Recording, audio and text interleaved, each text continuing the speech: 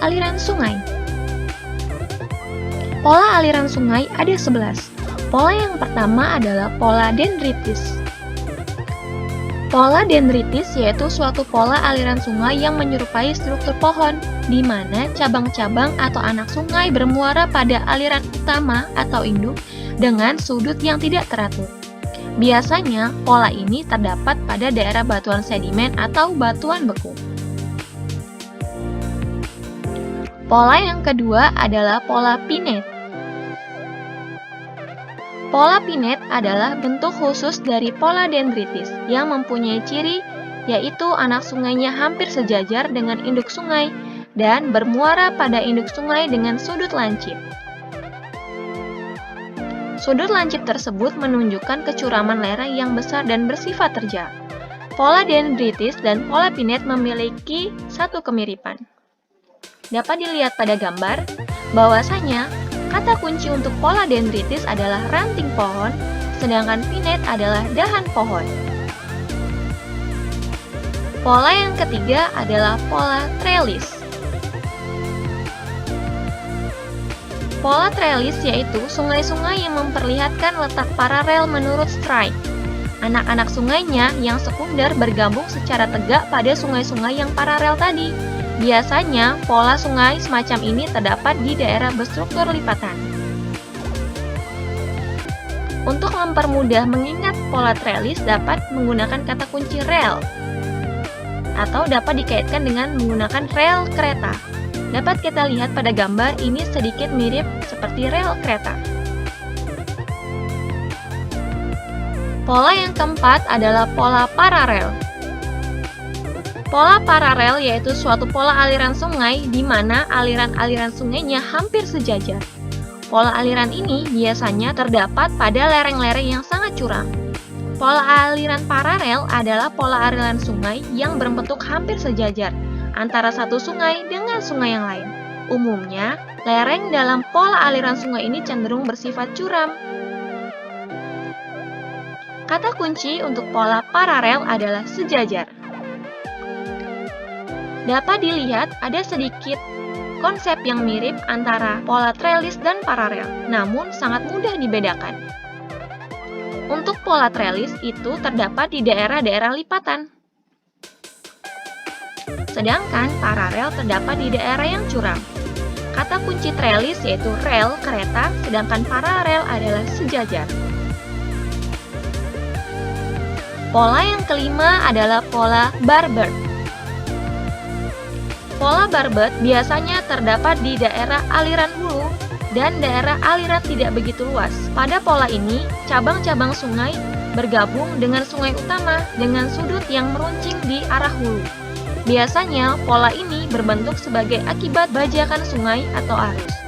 Bentuknya seperti sungut atau gunting terbuka. Kata kunci untuk mudah menghafal pola aliran barbed adalah gunting. Pola yang keenam adalah pola rektangular. Pola rektangular yaitu suatu pola di mana sungai induk dengan anak-anaknya membelok dengan membentuk sudut 90 derajat atau siku-siku. Hal ini dipengaruhi oleh sistem retakan atau patahan.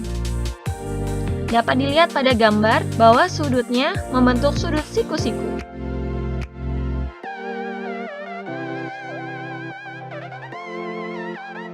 Pola rektanguler adalah pola aliran sungai yang dikendalikan oleh struktur geologi.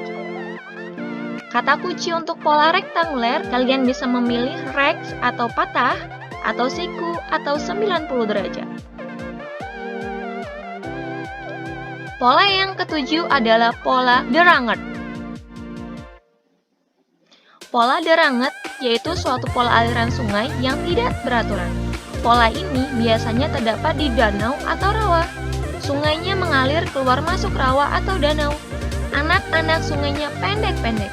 Kata kunci untuk menghafal pola deranget adalah tidak beraturan. Pola ke-8 adalah pola radial sentripetal, yaitu suatu pola aliran sungai yang terdapat pada daerah depresi atau cekungan. Aliran-aliran sungai mengalir dari lereng menuju cekungan. ini adalah gambar dari pola radial sentripetal.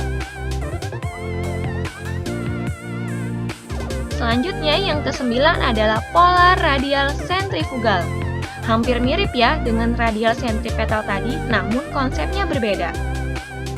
Yaitu pola aliran sungai yang tersebar dari suatu puncak seperti kubah, gunung api, pola aliran sungai yang arah alirannya menyebar secara sentrifugal dari suatu titik ketinggian seperti puncak gunung api atau bukit intruksi. Di sini saya akan menjelaskan dua konsep pola radial. Agar mudah dipahami, dapat dilihat pada gambar, sentripetal lawannya adalah sentrifugal. Sentripetal kata kuncinya adalah memusat, sedangkan sentrifugal kata kuncinya adalah menyebar.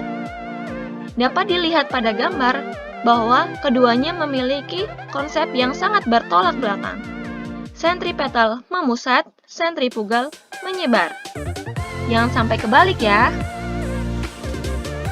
Pola ke-10 adalah pola anular. Pola anular yaitu suatu pola aliran sungai yang terdapat pada daerah dengan struktur kubah yang sudah sampai pada peringkat dewasa. Pola ini menyerupai cincin. Dapat dilihat pada gambar, memang pola ini menyerupai cincin. Untuk mempermudah mengingat, saya akan membuat kata kunci dari kata anular. Kita ambil kata ular, lalu ular melingkar seperti cincin. Itu akan mengingatkan kita pada pola anular. Pola yang terakhir adalah pola braided.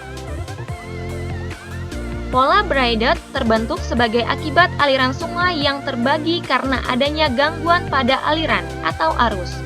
Sungai seperti pengendapan di tengah sungai atau sungai tersebut tiba-tiba melalui suatu daerah yang terangkat dan lain-lain.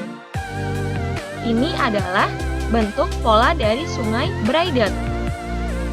Kata kunci pola braided adalah teranyam. Seperti teranyam bukan?